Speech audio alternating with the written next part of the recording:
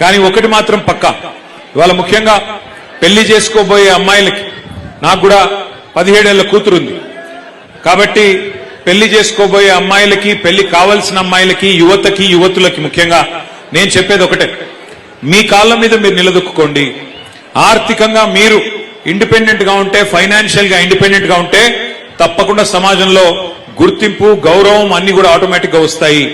ఎంతసేపు మనం ఇంకెవరి మీద డిపెండెంట్ ఉండే పరిస్థితి ఉంటే, వేరే వాళ్ళ మీద ఆధారపడే పరిస్థితి ఉంటే మరి దానివల్ల వచ్చే ఇబ్బందులు మీరు అడగొచ్చు, మీ ఇంట్లో అమ్మని అడగొచ్చు లేదా పెద్దవాళ్ళని అడగొచ్చు, చెప్తారు.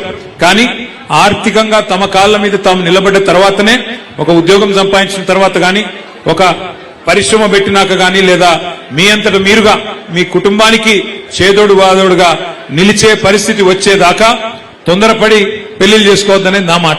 ఎందుకంటే నా సూచన కూడా, ఎందుకంటే వాస్తవానికి ఎన్ని చెప్పినా తొందరపడి పెళ్లిళ్ళు చేస్తూ ఉంటారు మన దేశంలో. కానీ అమ్మాయి తన కాళ్ళ మీద తాను నిలబడితే, ఒక ఉద్యోగం సంపాదించడం కానీ, లేకపోతే ఇంకో రకంగా కానీ ఫైనాన్షియల్ ఇండిపెండెన్స్ వస్తే ఆ గౌరవం వేరు, ఆ స్వాతంత్ర్యం వేరు.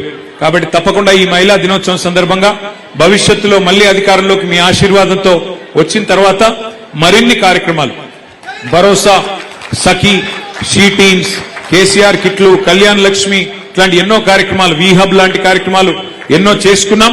దీనికి రెట్టింపు తప్పకుండా భవిష్యత్తులో కూడా చేసుకుందాం.